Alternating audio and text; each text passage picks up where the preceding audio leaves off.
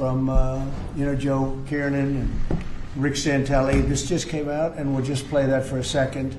Personal income is up 0.8%. That is almost triple the expectations. And I'll tell you that the income numbers, really, for the first 4 months of the year, they're stellar. They're really stellar. I mean, I could go back and look at the first 4 months of many different years. They're really very strong numbers, and you're right. This administration is criticized for just about everything under the sun. I've never, ever in my lifetime had glimpses into the politics of an administration in the form of transparency like this one. Nous sommes le 21 janvier 2025 année, après la mort de Jésus-Christ. Un nouvel empire s'établit sur Terre. Les crypto-bros libertariens, néoconservateurs et complotistes font front commun pour cette nouvelle marche impériale.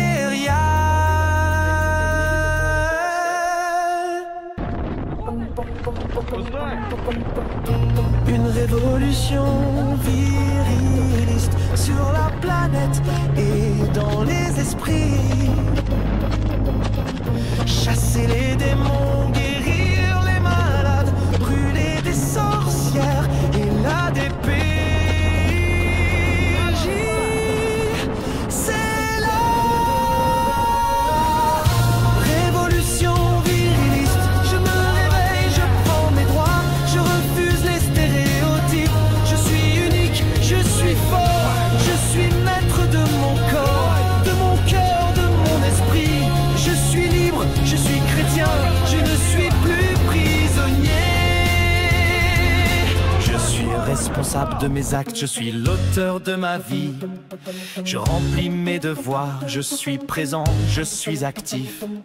Je suis engagé dans ma communauté, je suis citoyen, je suis partie prenante. Je suis un être humain avec des droits et des devoirs. Je suis égal, mais la révolution viriliste, c'est plus que cela, c'est un combat contre les stéréotypes, contre les normes, contre les oppressions. C'est un appel à la liberté, à l'égalité, à la fraternité.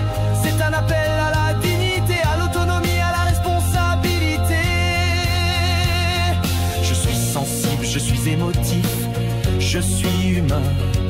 Je gère mes émotions, je les exprime, je les canalise. Je ne suis plus prisonnier de mes mots, de mes angoisses, de mes colères. Je suis maître de mes émotions. Je suis équilibré, je suis serein. Révolution viriliste, je me réveille, je prends mes droits. Je refuse les stéréotypes. Je suis unique, je suis fort. Je suis maître de mon corps, de mon cœur, de mon esprit. Je suis libre, je suis moi, je ne suis plus prisonnier. Révolution viriliste, je suis fort, je suis droit. Révolution viriliste, je me réveille, je prends mes droits. Révolution viriliste, je suis maître de mon corps, maître de mes émotions. C'est la révolution viriliste avec Yann Rochdy.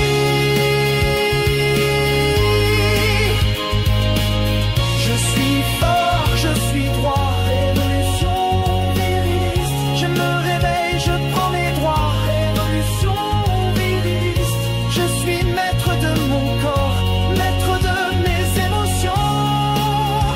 C'est la révolution viriliste.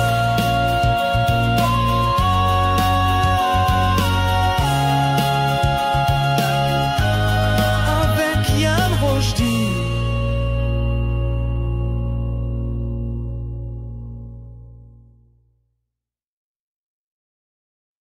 Et bonsoir tout le monde, je m'appelle Yann Rochdy, bienvenue en direct de la Révolution viriliste, épisode du 2 juin 2025. La dissuasion nucléaire. Ce soir, nous plongeons dans un univers où l'horreur cosmique rencontre la politique contemporaine dans un spectacle qui promet d'ouvrir les portes de vos pires cauchemars. Pour une dernière année sur YouTube, avant mon bannissement et avant le début de la Grande Guerre, nous sommes en direct de YouTube. Pour une dernière année, je répète. C'est terminé! Le rushdisme débridé n'est plus accepté sur YouTube. Donc, attaque terroriste contre le tsar et sa flotte de bombardiers stratégiques nucléaires, comme dans les films. Attentat terroriste antisémite en sol américain pour préparer le public à l'attaque contre l'Iran, comme dans les films. Le Qatar et l'Ouma fêtent la victoire du Paris Saint-Germain en pillant les Champs-Élysées, comme dans les films. Guérilla X et Chronique économique. Et si on remplit les contrats virilistes, vous aurez droit aux sorcières de la semaine. Donc, je vous prends en otage. Parce que je vous rappelle que il me reste 500$ à payer pour ma mère pour réparer les bearings de char. Ça coûte une fortune, ces histoires-là. Je vous rappelle qu'on a aussi le premier méchoui des États généraux de la Nouvelle Inquisition d'Amérique chez François Aubé le 14 juin, samedi le 14 juin en après-midi. Et vous m'envoyez un courriel, cher Patricien, si vous voulez être invité. On est rendu à 2 invités. 2 Joël et Jonathan. Ensuite de ça, le 20 juin, on a la manif à Montréal avec les bikers pour le camion de pompiers à François Aubé. On a le contrat viriliste ce soir de François Aubé qui égalise les dons. Et si on atteint 100$ au total, donc 50$ de dons, je vous fais les sorcières de la semaine. Ensuite de ça, les livres à venir. On a la dernière partie cette semaine de The Anarchy, le livre de l'histoire de la fin de l'Empire moghol en Inde et la colonisation par la East India Company et l'Empire britannique. Et le livre suivant, le livre qui va suivre, c'est le livre de Jean-François Gariepi. Donc, ma prochaine lecture, ça va être le livre de Jean-François Gariepi. Et donc, cette semaine, on a le 11e épisode de la Nouvelle Inquisition et une entrevue aussi avec Jonathan Blanchette, Joe Lindigo, une 2e entrevue avec Joe Lindigo. Donc, on a une semaine bien remplie. J'ai besoin de vous pour continuer ce travail-là. Je peux pas faire ça tout seul. Et comme vous le savez, donc j'ai perdu mon compte Facebook. Et YouTube, on est sur le bord. On est à 1 strike. Donc, d'avoir plus de YouTube. Donc là, j'ai retiré tous les vidéos d'actualité de sur YouTube. Et ce que je vais laisser à venir, c'est seulement la première section de mon intro musicale jusqu'à ma fermeture musicale. Je vais laisser ça sur YouTube. Pour voir le contenu au complet, vous allez devoir, après le direct, vous allez devoir venir sur Substack. Donc, vous pouvez regarder ça, c'est le mur Facebook sur Substack. Donc, j'ai commencé à écrire des textes là-dessus. Vous vous abonnez sur mon yanrojdi.substack.com qui a de la misère à loader. yanrojdi.substack.com ou bien sur yanrojdi.com qui veut pas loader aussi. Maudit browser de merde. Sur Rumble, ça marche pas aussi. Sur Telegram. Sur Telegram, ça marche. Vous pouvez donc vous inscrire sur Telegram. J'ai commencé aussi à partager le contenu. J'ai aussi commencé à mettre des vidéos sur TikTok. Ah, bon, Substack. yanrojdi.substack.com. Vous allez dans la section vidéo podcast ici qui voudra pas loader, évidemment. yanrojdi.com. Petite affaire. C'est ça que ça fait quand tu loads trop d'onglets en même temps. Ah! Ça, c'est yanrojdi.com. Ça, c'est Rumble. Sur Rumble, je vais mettre toutes mes entrevues parce que je commence à aimer le studio Rumble. C'est un peu comme StreamYard. Donc, ça va me permettre de faire des entrevues et j'aurai pas besoin de mettre 2 micros en même temps pour que les entrevues soient bien enregistrées. Donc, venez vous abonner sur mes chaînes alternatives parce que c'est terminé Facebook et c'est presque terminé YouTube. Je vais probablement faire même des lives à venir sur TikTok. Donc, sur TikTok. Et donc, on commence. On a des manchettes au niveau de la 3e guerre mondiale aujourd'hui pour ouvrir le bal. Et donc le président Poutine, le tsar, qui a viré fou, qui joue avec le feu, selon l'empereur Donald Trump. C'est pas correct, t'as pas le droit de jouer avec le feu quand t'es un tsar. Et le bulldog du tsar, Dimitri Medvedev, qu'est-ce qu'il a dit en répondant à l'empereur Trump? Il a dit...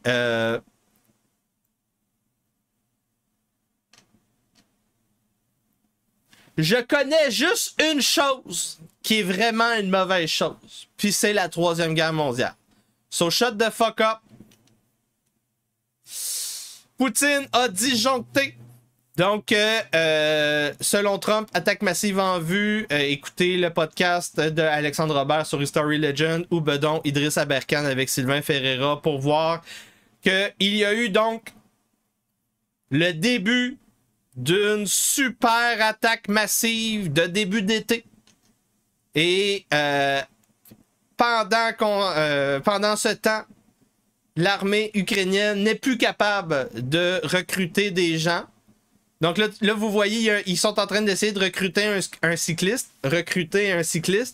Et là, il y a un dude qui arrive. Ah, viens, je vais te battre. Je vais me battre. Et là, c'est ça. La population s'entraide pour pas être recruté par l'armée ukrainienne, tellement que ça va bien. Donc, on est rendu à ce niveau-là. En Ukraine, ça va très bien. On voit ici une vidéo qui brise le cœur. Ça, c'est le niveau de terrorisme de l'armée ukrainienne. Donc, c'est un Ukrainien qui... au lieu d'aller arrêter le prisonnier de guerre pour le mettre dans un camp, c'est ça. Il niaise avec, il filme et il finit par le trucider. Au bout de plusieurs minutes, on le sait. C'est les Russes qui traitent bien les prisonniers de guerre. Les Ukrainiens traitent très mal leurs prisonniers de guerre et même leurs propres soldats. Donc,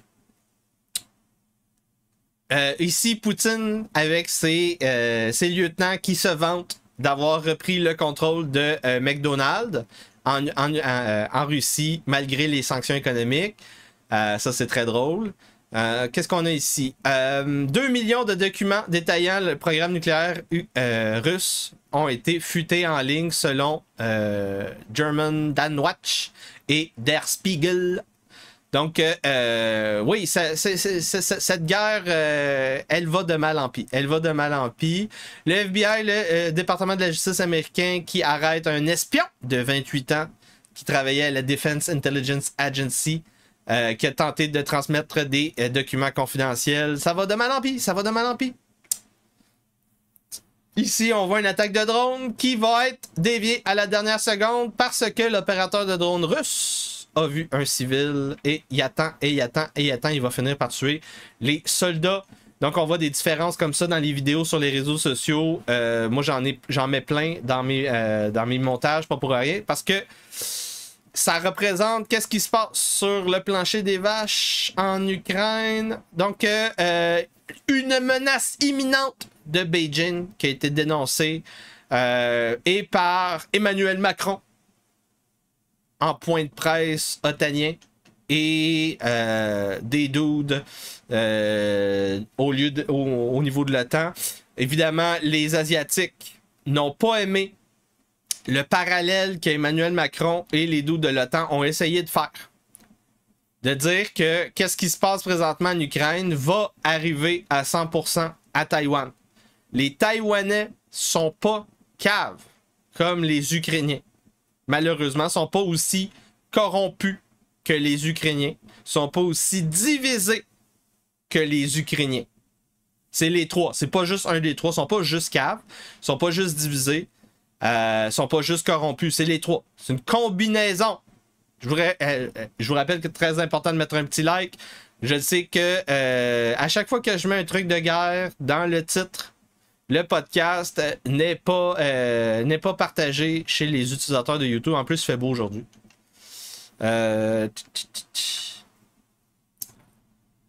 Donc, en même temps que les négociations dans fin de semaine en Turquie pour mettre fin à la guerre en Ukraine, en même temps que la super grosse, énorme offensive du tsar, qu'il jouerait avec le feu, selon Trump. Il s'est passé la réplique des Ukrainiens qui se faisaient attendre. On se demandait pourquoi qu'il se passait rien sur le champ de bataille. Donc, c'est une série d'attaques terroristes qui a eu pour but, donc, évidemment, t'es le tsar. Ben, t'es pas le tsar. T'es le représentant du tsar, l'envoyé du tsar. Tu te présentes en Turquie. Les Russes viennent de vivre une série d'attaques terroristes de niveau Pearl Harbor. C'est ça qui s'est passé là en fin de semaine. C'est un Pearl Harbor que les Russes ont vécu. Donc, une série d'attaques terroristes sur des infrastructures, sur des buildings. Ils ont fait péter un viaduc / tunnel sur un train. Ensuite de ça, une opération comme dans les films, comme dans Mission Impossible. C'est niveau guerre 6e génération, comme dans Westworld, avec des drones pis tout. Opération Toile d'araignée, opération Spiderweb. Donc, on a des agents, des opérateurs ukrainiens qui ont pénétré le territoire russe. Et là, qui ont...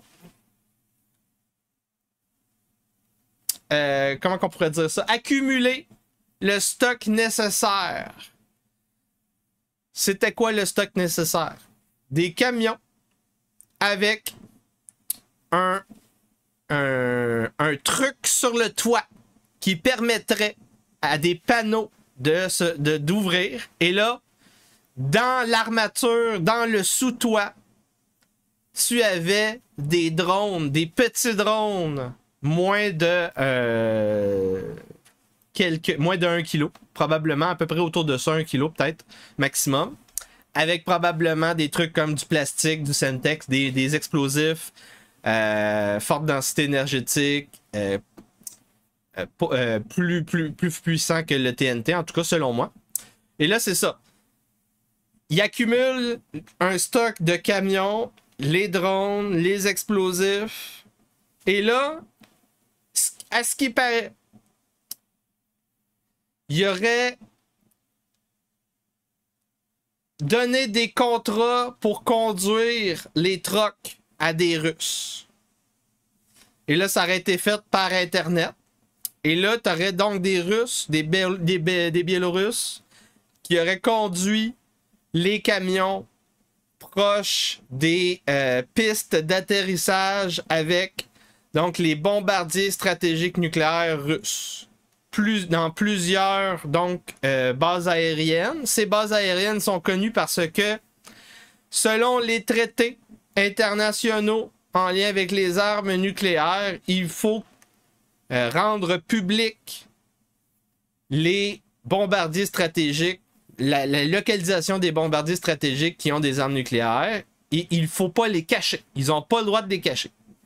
Ce qui veut dire que tu les mets sur l'île de Diego Garcia, les B2 des Américains, tout le monde le sait.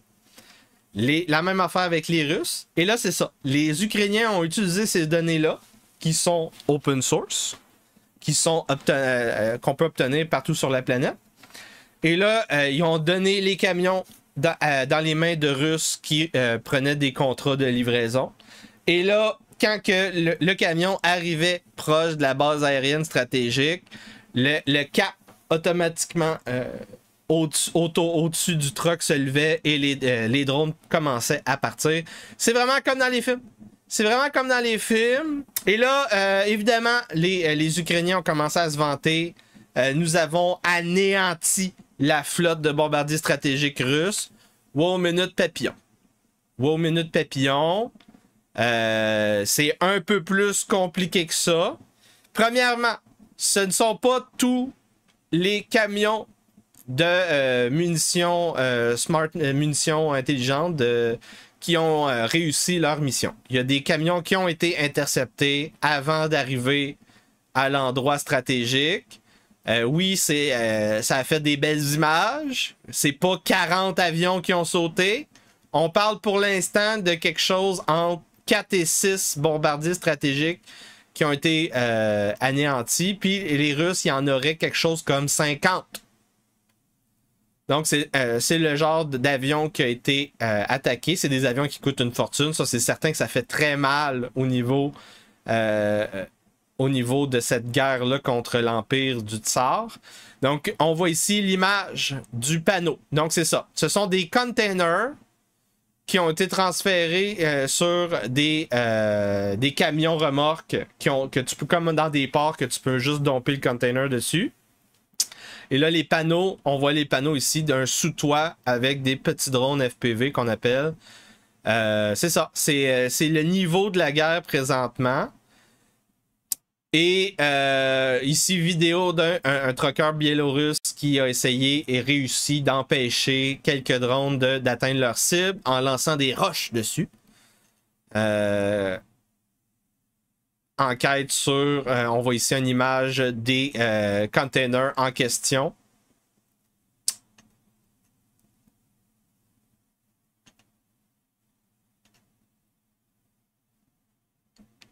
Donc vous voyez des images ici. Виглядає зараз аеродром Білая. Стратегічно. Дрон взлетает из этого, из КамАЗа. Donc c'est ça. C'est les Terminators, c'est maintenant. Et là, c'est ça. Les néoconservateurs sont super contents. C'est une victoire stratégique. Oh mon Dieu, on a réussi à faire mal au tsar. Wow, minute papillon, là. Premièrement, c'est un casus belli, ça, là, qui a été fait. Donc là, on vient de augmenter le niveau de menace que le tsar voit devant lui. Donc là, on n'est plus un proxy utilisé par l'Empire américain en Ukraine. On est des co-belligérants. Donc le tsar doit reconnaître que l'Ukraine est un chien fou et agit sans l'accord des Américains, au moins. Donc là, c'est ça le niveau. Et donc, ça veut dire que, deuxièmement, si c'est les Américains sont co-belligérants, donc ça veut dire qu'on va mettre on vise activement tous les missiles nucléaires russes sur les capitales de l'OTAN. Donc, c'est terminé, là. On est à quelques secondes de la première frappe nucléaire. Là. La dissuasion nucléaire a été attaquée par le proxy officiel de l'Empire américain. Faut que les gens comprennent qu'est-ce qui est arrivé, là.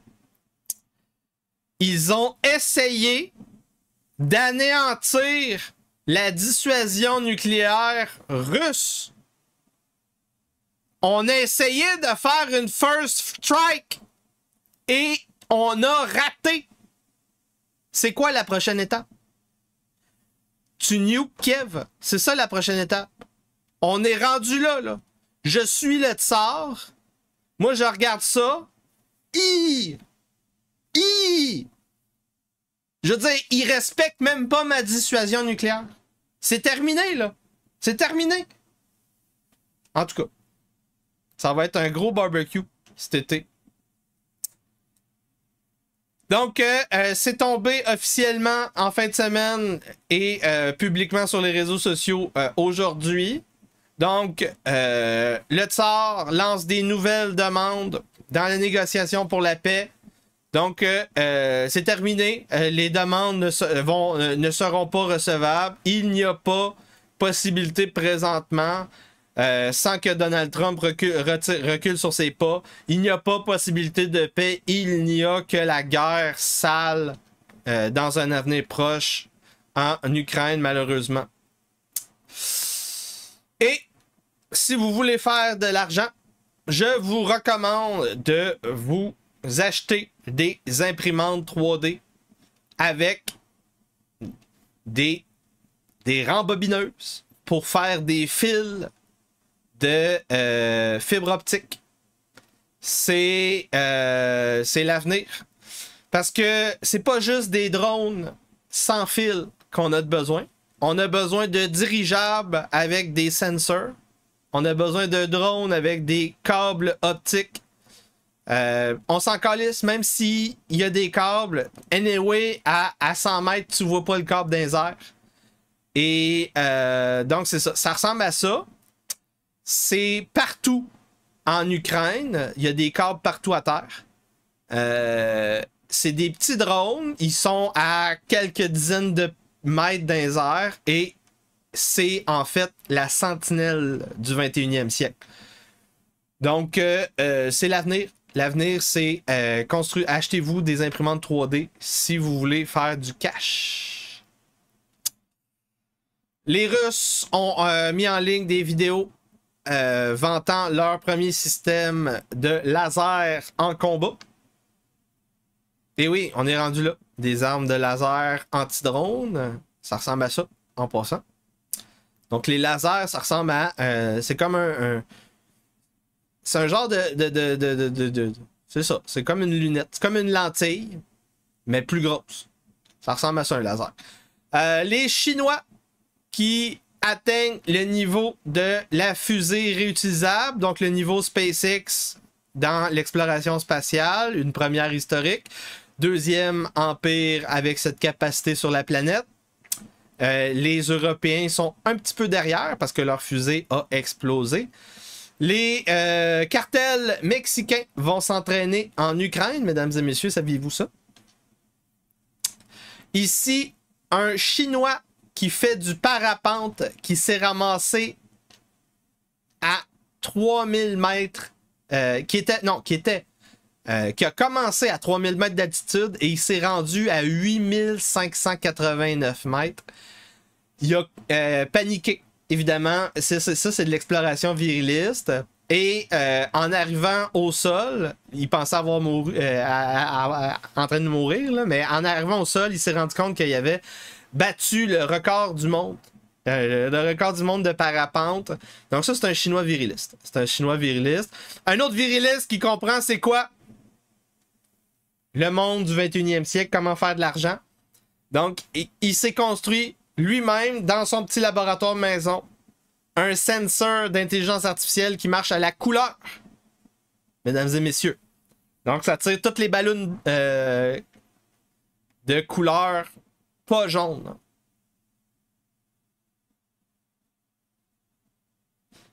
Et il va faire une fortune, ce gars-là, sérieusement. Là, on voit ici comment que sa machine suit en direct. Donc, ça, c'est l'avenir, mesdames et messieurs. C'est l'avenir. Ensuite de ça, qu'est-ce qu'on a ici? Ça, c'est intéressant. Il y a des belles images sur les réseaux sociaux. Il faut saluer le courage de cet homme viriliste qui a battu un record de descente de piste. Et c'est pour ça que les hommes vivent moins longtemps que les femmes. Et le gars est encore vivant. Et à ce qui paraît, la légende dit que il calait beaucoup d'alcool le soir de cet événement où on lance un gros fromage en bas d'une pente. C'est une tradition historique que seuls les hommes peuvent comprendre.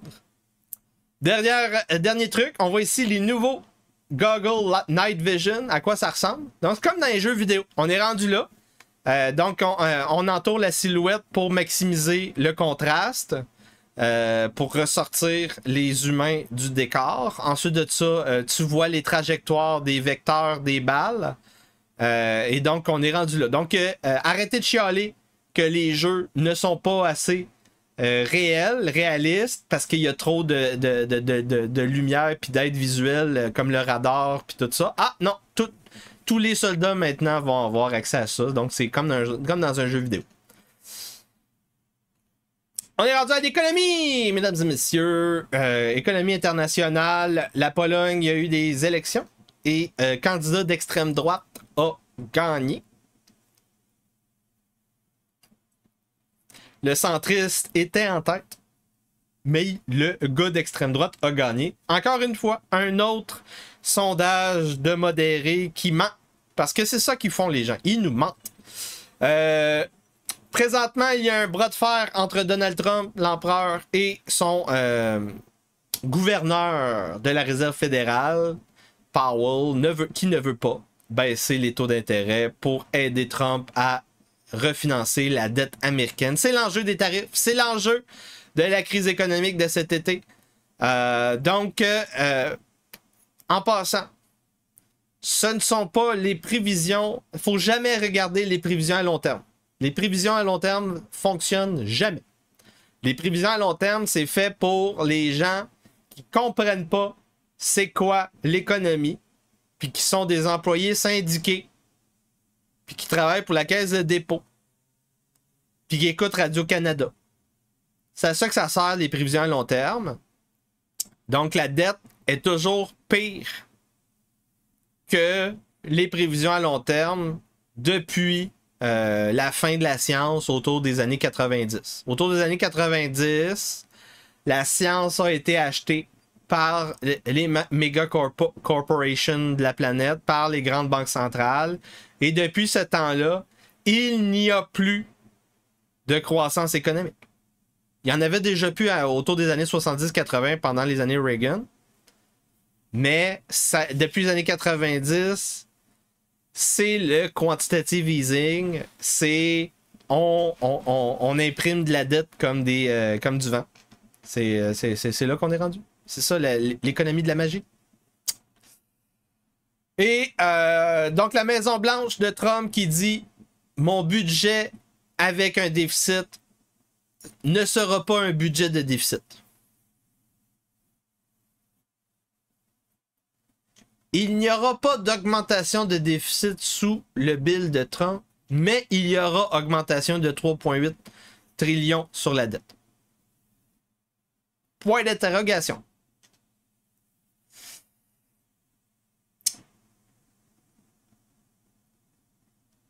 Donc, étrangement, il semblerait que il y a un effet de second ordre sur l'incapacité du pétrodollar à financer sa dette. Donc, pendant que Trump a de la misère à faire acheter des bons du Trésor américain, c'est encore pire chez les Européens. Et il semblerait qu'en fait, à cause de ça, il y a un peu plus d'utilisation du dollar américain en Europe pour être capable de garder un pouvoir d'achat en Europe. Et donc, les Américains sont en train littéralement de faire un transfert de richesse de l'Europe à l'Amérique, pendant que l'Asie est en train de faire un transfert de richesse de l'Amérique à l'Asie. C'est compliqué. Il se passe des affaires, les cocus sont cocufiés, il y a des cocus cocufiés. C'est compliqué. Là, la Chine et les États-Unis s'accusent de violer les accords commerciaux qui ont été négociés depuis le mois d'avril. Donc, ça s'envenime au niveau des ententes commerciales entre la Chine et les Américains. Et là, comme je vous disais, on savait pas trop qu'est-ce qui allait se passer avec le prix du pétrole. Là, on a l'OPEC qui annonce plus de pétrole durant l'été. Et là, le prix du pétrole baisse. Et là, je pense qu'il y a eu une autre annonce hier ou avant-hier. Et là, le pétrole remonte. Le pétrole est maniaco-dépressif. Ensuite de ça, la demande étrangère de bord du Trésor 5 ans américain à un sommet. Donc, les bons du Trésor sont achetés par les Anglais, mesdames et messieurs, surtout. Les Européens, mais surtout les Anglais sont en train d'acheter les bons du Trésor américain. On a eu des mauvaises nouvelles au niveau de la confiance de la consommation et des bonnes nouvelles au niveau de l'inflation. L'inflation sont plus bas depuis le début de la COVID. Donc ça, c'est pour faire pression avec la Réserve fédérale pour forcer la baisse des taux d'intérêt. On va le savoir pendant la semaine si ça va arriver. Au niveau de la bourse japonaise, ça va pas bien. Ça va pas bien. Donc, les Japonais sont en train de manger une volée au niveau de leur trésor. Ça c'est une mauvaise nouvelle pour les Japonais. Donc, cette semaine, on a beaucoup de nouvelles importantes au niveau du marché de l'emploi. C'est à suivre. Donc, on va en parler jeudi. Probablement que je vais vous en parler jeudi. Ensuite de ça, donc, le bras de fer Trump et juge de Barack Obama continue. Le bras de fer au niveau des tarifs. Trump a gagné au niveau des tarifs et il a gagné au niveau des déportations, mais ce n'est que le début. C'est une guérilla judiciaire qui est en cours, qui va continuer, c'est à suivre. Mais c'est des bonnes nouvelles. La bourse versus les bons du Trésor. Les prochaines 8 semaines vont déterminer qu'est-ce qui va se passer au niveau de la prochaine décennie, mesdames et messieurs. Nous sommes à un point névralgique dans l'histoire.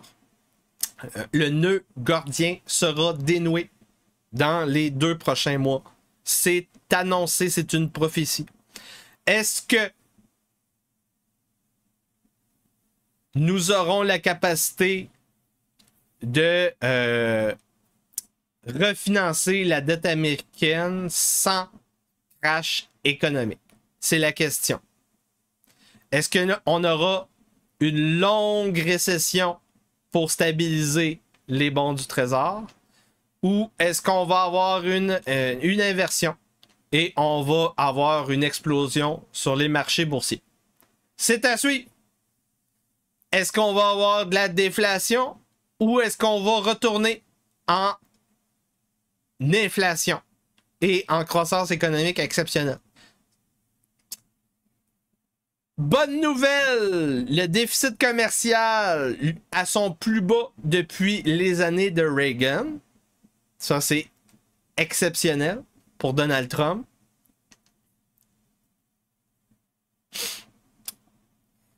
Par contre, le risque de défaut de paiement de la dette américaine est à son plus haut depuis la période de la COVID. Et avant ça, la période de 2008. Donc, mauvaise nouvelle. Une mauvaise nouvelle. Donc, c'est vraiment mitigé. C'est aigre-doux. On a ici un signal de déflation qui pourrait arriver. Donc ici, ça c'est le stock de monnaie qu'on appelle M2, la quantité de dollars américains en circulation, que ce soit électronique ou physique. Et donc, présentement, le stock de monnaie est en train de se raréfier. Et donc, qu'est-ce qui arrive quand on a perte de liquidité et raréfication de la quantité de dollars américains sur le marché? Il y a donc augmentation des stocks dans les entrepôts, déflation. Et là, ça c'est la balle. Ça, c'est une genre de balle courbe que les gens ne voient pas venir. Parce que c'était censé avoir disparu avec le quantitative easing, ces histoires d'inflation, déflation. En tout cas. Donc, c'est ça. Le Royaume-Uni qui dépasse la Chine comme deuxième possesseur propriétaire des bons du Trésor américain. Une première en 25 ans. Donc, c'est ça. Présentement, il y a un rééquilibrage diplomatique et économique en cours. On a des puissances qui sont des puissances alliées qui sont en train de se remettre ensemble pour essayer de reconstituer un marché en opposition au marché chinois et au marché russe. Qu'est-ce qu'on a ici? Donc, c'est ça. Présentement, les économies asiatiques sont en train de prendre leurs 5 trillions de propriétés de bons du trésor occidentaux et ils sont en train de cacher out. Ils sont en train de revendre tout ça pour réinvestir dans leurs propres infrastructures. Donc, Japon, Chine, Taïwan, Hong Kong, Corée, Singapour et autres. C'est le mot d'ordre qui a été lancé depuis l'effondrement du marché yield du Japon. Le Japon est utilisé pour acheter beaucoup de choses avec du dollar américain. Qu'est-ce qu'on a ici? 20% des revenus d'impôts des États-Unis qui sont rendus à payer pour payer les intérêts de la dette. Le plus haut depuis les années 80-90. Donc, ça va très mal. Ça, c'est une très mauvaise nouvelle au niveau de la dette. C'est pour ça que les 2 prochains mois seront névralgiques. La confiance des consommateurs est descendue à son plus bas depuis les années 70-80. Donc là, ça, c'est désastreux. C'est désastreux comme nouvelle. Oups, excusez-moi, je ne l'avais pas vu.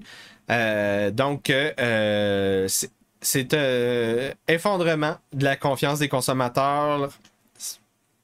C'est pas le temps de planifier à long terme sur les marchés de la consommation. Sentiment des consommateurs à un fallen descendu à un niveau historique. C'est démoralisant. C'est pas une bonne nouvelle pour la bourse cette année. C'est pas le temps d'investir à la bourse. On pourrait voir venir une décote massive prochainement. Et ça, c'est une vidéo que je suis tombé sur le Twitter. Le dude, il se part une business de trucker. Et là, il explique que ça lui coûte 12 000 $ par mois juste pour les assurances de 6 trucks. 126 000 $ par année pour assurer 6 trucks. Et donc, ça, c'est ça qu'on combat.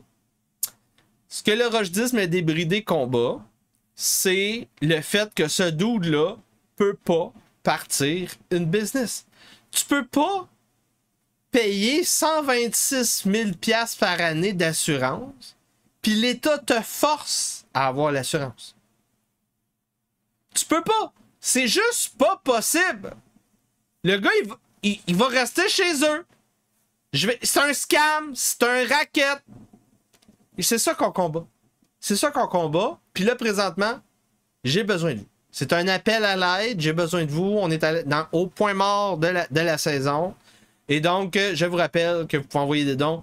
Envoyez-les pas via YouTube. Envoyez-les via Gives and Go, Buy Me a Coffee, yanrojdi.com. Envoyez-les via Bitcoin.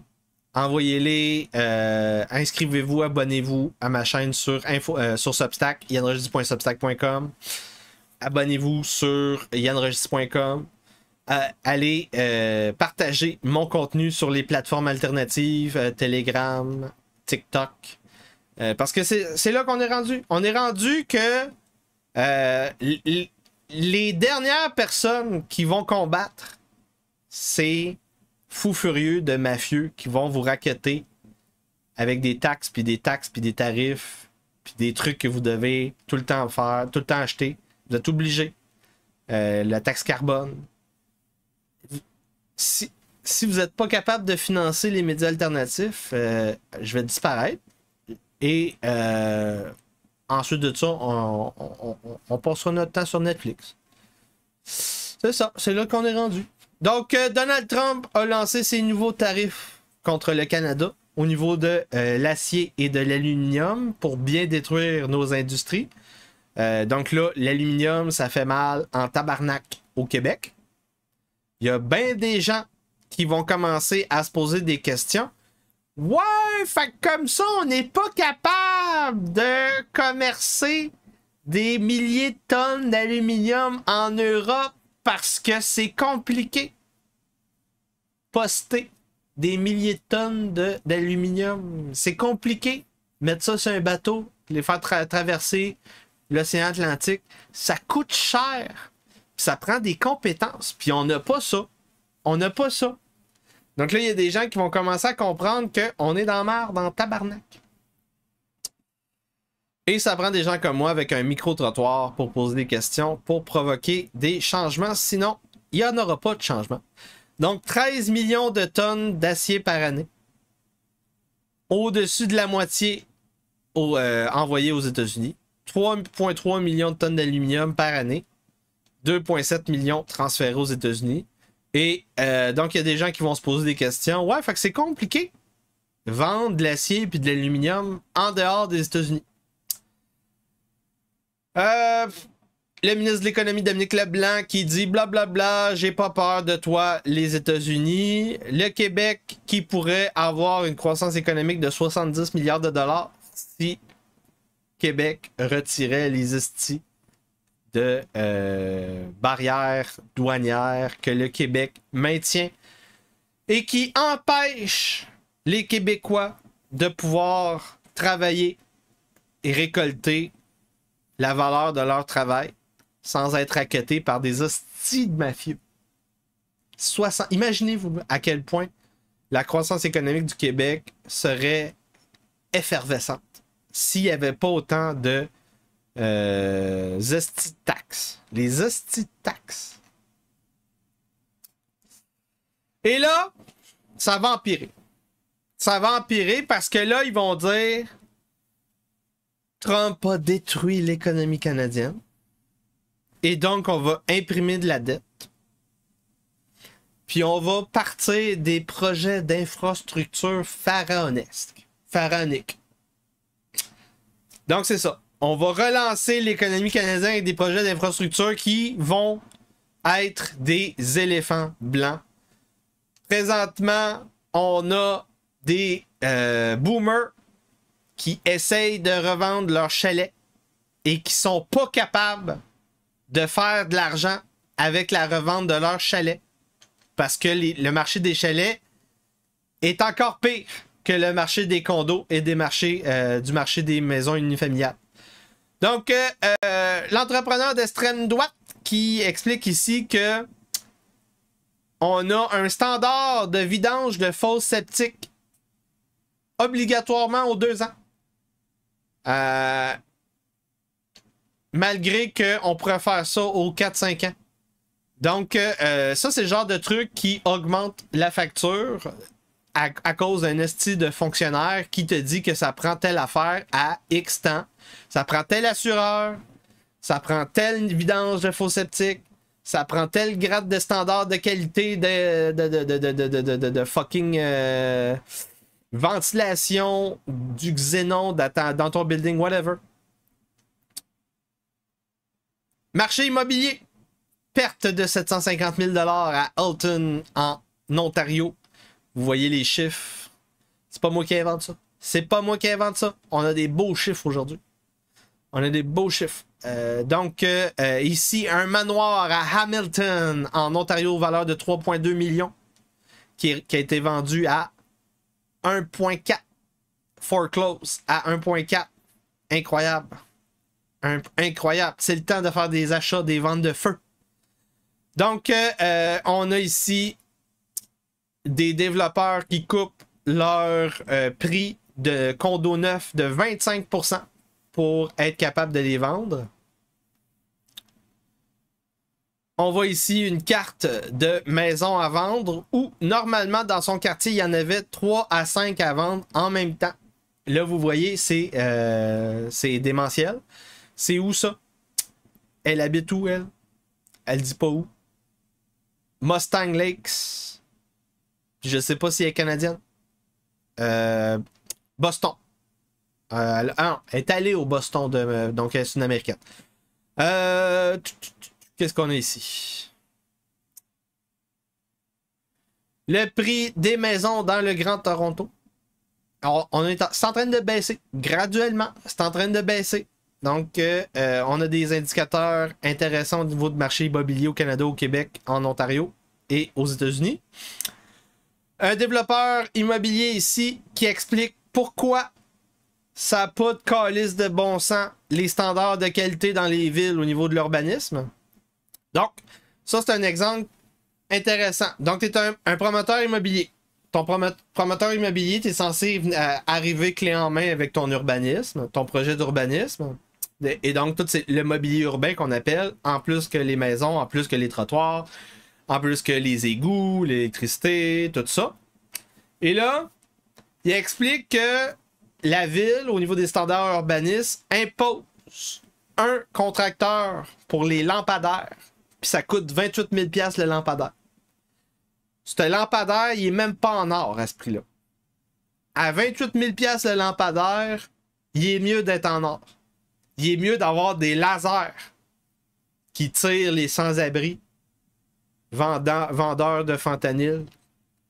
Ça n'a pas de bon sens. À ce prix-là, 28 000 $ pour un crise de lampadaire, asti. Tu peux faire une maison à ce prix-là.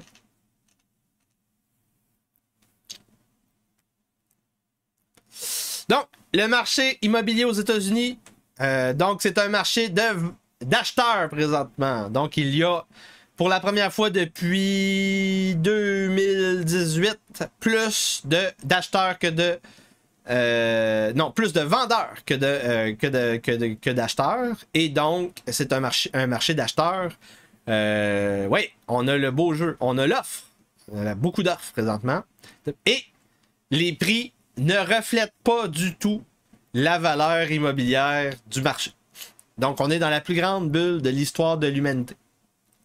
Donc, jusqu'à au moins fin 2026, les experts que je suis sur les réseaux sociaux disent: n'achetez pas votre domaine rojdien avant fin 2026. Donc, présentement, c'est le temps de constituer un trésor de guerre rojdien. Envoyez des dons, envoyez des super chats si vous voulez les sorcières de la semaine cette semaine. On a besoin de 50$ pour les sorcières de la semaine. On l'aura pas, là. On n'aura pas les sorcières de la semaine cette semaine. Ça marche mal. Ça marche pas. Donc là, le prix des maisons est en train de se contracter rapidement. Au niveau du prix médian, c'est arrivé très rarement dans les 4 dernières générations. 70, 90, 2008, 2020. Donc là, c'est la deuxième fois en 6 ans qu'on a une contraction des prix rapides. C'est une bonne nouvelle. Est-ce que ça va se maintenir? On voit ici l'abordabilité des maisons. Donc, le name of the game, si vous voulez déménager aux États-Unis comme François Aubé, comme moi-même, pour vous sauver des sorcières, succubes, nécromanciens qui vous raquettent, c'est aller au Midwest. Donc, entre la Cordillère de l'Ouest et les Appalaches. Entre les deux, pour se protéger des océans remplis de morts vivants. Et tout ce qui est vert. La vallée de l'Ohio, Illinois, Indiana, Kentucky, Missouri, Virginie de l'Ouest. C'est là qu'on est rendu. On est rendu qu'il va falloir qu'on se sauve ensemble. En tout cas, c'est à suivre. C'est à suivre, mesdames et messieurs, parce que ça va empirer. Ce n'est que le début. Et je vous rappelle que c'est grâce à vous que je fais ce podcast-là. Si vous n'êtes pas capable de supporter mon travail, je vais disparaître et faire autre chose et recommencer à travailler et faire d'autres types d'opérations d'ingérence étrangère. Donc, je vous rappelle, c'est très important de vous abonner sur mon site web, yanrojdi.com, sur Substack, yanrojdi.substack.com. Venez vous abonner sur Rumble pour avoir mes entrevues et partager ma chaîne. Ensuite de ça, Telegram, Substack, TikTok. On est rendu au deuxième montage de la soirée. Guérilla X, on se revoit dans 15 minutes. There are no safe zones left. C'est terminé pour aujourd'hui. Une excellente soirée. On a eu donc 95$ de dons. Sans vous, je ne peux pas continuer ce travail. Merci beaucoup. Je vous souhaite une bonne soirée. On se voit jeudi. Entrevue avec Jean-François Guerrier-Pi. Entrevue avec Jonathan Blanchette. On se voit samedi. Dernière partie du livre sur l'histoire de l'Empire moghol, la colonisation de l'Inde par la East India Company et l'Empire britannique. Et c'est ça. Une bonne soirée, bonne semaine. Donc, c'est un discours de macronien. C'est un discours de macronien. On parle des deux côtés comme Jean Chrétien de la bouche. Et donc, on dit des affaires pour faire croire aux gens qu'on est rendu modéré, un petit peu conservateur. On va inverser ces histoires d'abus d'immigration. Vous allez avoir plus d'argent dans vos mains, dans vos poches. Vous allez avoir des maisons gratuites. Nous allons augmenter le stock de maisons. Mais non! Ce sont des crises de menteurs. Ce sont des crises de menteurs. ce sont leurs fucking institutions qui vendent la drogue aux vendeurs de drogue. Oui! Le fucking gouvernement de la Colombie-Britannique fournit une partie du stock de fentanyl qui est dans les rues! Si vous parlez de ce sujet, vous faites partie de l'extrême droite. Littéralement. Shiloh! Où es-tu, Shiloh? Où est la Shiloh québécoise? Parce que le patriarcat est toujours en charge! Le Roche 10 n'a pas de position, mesdames et messieurs. Le Azata. C'est un rêve en dehors de l'espace et du temps, entretenu par les nécromanciens, les sorcières, les monstres, et les alphabètes. Je suis un sécessionniste américain. Tu utilises la souffrance du tiers-monde pour des rangs de sales gauchistes. Une société de dépendance, une société d'allocation. Donc c'est quoi un monde viriliste? Un monde viriliste, c'est un monde où quand un mort vivant vient pour te détrousser, te racketter, te faire peur, tu lui crisses une claque ta gueule et il recule comme une petite biche. Des propositions contre les fonctionnaires et les ministères qui ne sont pas assez radicales. Il y a des gens qui pensent que j'exagère, que je jouerais un rôle. Vous devez comprendre quelque chose d'important. Je veux littéralement mettre des sorcières sur des bûchers.